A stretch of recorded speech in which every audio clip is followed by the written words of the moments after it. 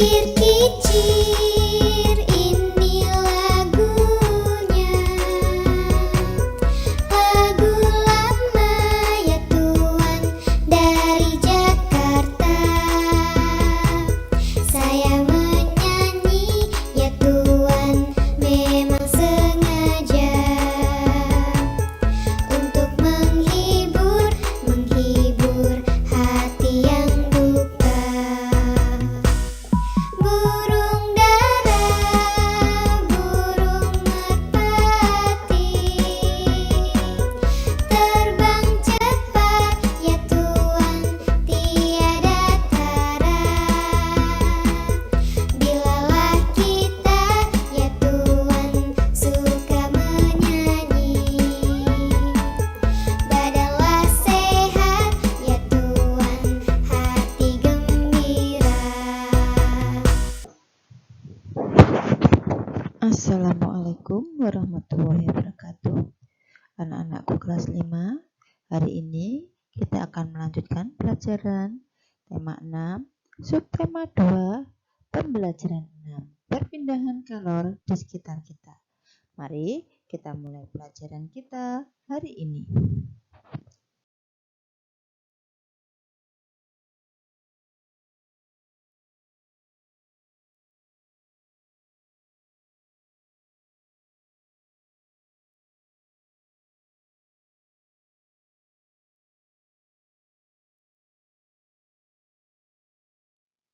Coba kalian perhatikan gambar yang ada pada layar.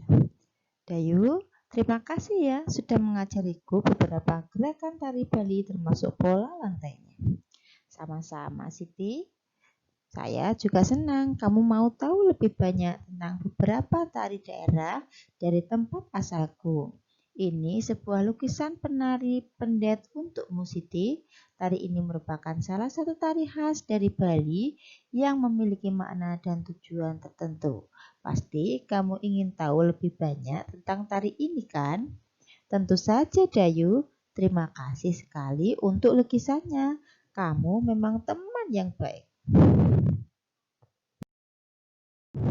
Nah, sekarang setelah kita membaca percakapan antara Dayu dan Siti, mari mengenal tari pendet dari Bali. Tari pendet merupakan salah satu tari tradisional Bali yang sangat populer. Lahirnya tari pendet berawal dari ritual sakral Odalan di Pura yang disebut dengan Mamendet atau mendet. Mendet mulai setelah pendeta Hindu mengumandangkan mantra dan setelah pementasan topeng Sidakarya. Tari ini dipentaskan secara berpasangan atau secara massal dengan membawa perlengkapan berupa bokor, sesajen, dan bunga. Pendet disepakati lahir pada tahun 1950. Tari pendet ini masih tetap mengandung kesan sakral dan religius meskipun dipentaskan di sebuah acara yang tidak berhubungan dengan kegiatan keagamaan. Pada tahun 1961, Iwayan Brata memodifikasi tari pendet hingga menjadi tari pendet yang sering kita saksikan sekarang. Beliau juga menambah penari pendet menjadi 5 orang. Setahun kemudian Iwayan Brata dan kawan-kawan menyajikan tarian pendet massal yang ditarikan oleh 800 orang penari untuk ditampilkan di Jakarta dalam acara pembukaan Asian Games. Kemudian pada tahun 1967, koreografer tari pendet modern Iwayan Rindi mengajarkan dan meneruskan tarian pendet kepada generasi muda. Selain pendet, beliau juga mengajarkan dan melestarikan tari Bali lainnya kepada keluarganya maupun lingkungan di luar keluarganya. Tari pendet menceritakan tentang dewi-dewi kayangan yang turun ke bumi. Biasanya, tari pendet ini dibawakan secara berkelompok atau berpasangan oleh remaja putri. Para penari pendet berbusana layaknya penari upacara keagamaan. Setiap penari akan membawa sesaji berupa bokor yang di dalamnya terdapat bunga warna-warni pada akhir tarian. Bunga ini akan ditaburkan ke tamu undangan sebagai sebuah simbol penyambutan. Tari pendet menggunakan pola lantai yang sangat sederhana dibandingkan pola lantai tarian Bali lainnya. Tari pendet hanya menggunakan pola lantai berbentuk huruf V, pola lantai lurus, dan pola menghadap ke samping kanan dan kiri. Seperti halnya tarian tradisional, kebanyakan pola lantai pada tari pendet tidak memiliki makna khusus, tidak seperti tari budaya dari Yogyakarta yang memiliki makna di setiap pola lantai tariannya. Nah, anak-anak, setelah kalian membaca bacaan tadi, kalian tentukan hal-hal penting dari bacaan pada paragraf pertama, kedua, ketiga, dan keempat.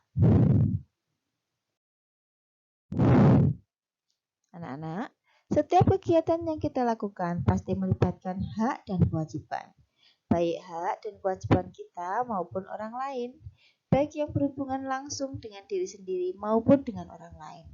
Pada saat kamu mempresentasikan sesuatu, kamu mempunyai kewajiban untuk persiapkan dengan baik, sehingga kamu berhak mendapatkan kepuasan atas usahamu. Pada saat orang lain melakukan presentasi, kamu mempunyai kewajiban untuk memberikan kesempatan dan menghargai usahanya dengan memberikan perhatian dan tidak menertawakannya. Kewajiban yang kamu lakukan itu untuk membantu temanmu mendapat kesempatan presentasi dengan baik sebagai haknya. Sekarang, mari kita berlatih. Dalam kehidupan sehari-hari, tentu banyak peristiwa yang melibatkan hak dan kewajibanmu sebagai seorang siswa maupun sebagai seorang anak. Lakukan kegiatan berikut ini untuk menggambarkan peristiwa kehidupan sehari-hari yang melibatkan hak dan kewajiban. Ya, coba perhatikan nomor 1. Yang pertama, pikirkanlah sebuah peristiwa yang terjadi pada hari ini atau hari sebelumnya. Kalian pikirkan ya. Kemudian ingatlah dan catatlah peristiwa yang menurutmu melibatkan hakmu dan kewajibanmu. Yang ketiga, tuliskan hasil identifikasimu ke dalam sebuah tulisan pendek. Jelaskan juga hak dan kewajiban yang terjadi pada peristiwa tersebut. Kamu dapat menggunakan contoh peristiwa siswa melakukan presentasi di depan kelas yang diuraikan di atas. Terserah ya, pokoknya berhubungan dengan hak dan kewajiban. Gambarkanlah peristiwa pendek tersebut dalam bentuk komik ya. Kalian bercerita dalam bentuk komik tentang hak dan kewajiban.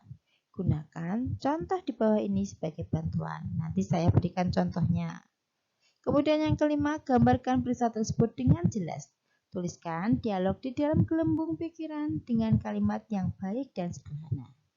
Gunakan pensil warna atau spidol untuk membuatnya menarik. Intinya, tugas kalian ini adalah mencari kegiatan yang melibatkan hak dan kewajibanmu. Ya, kalian tuliskan dalam bentuk komik. Ya, ada gambar dan ada ilustrasi ceritanya seperti contoh ini. Nah, kalian gambar dan ceritanya kalian tulis pada gelembung-gelembung seperti pada contoh.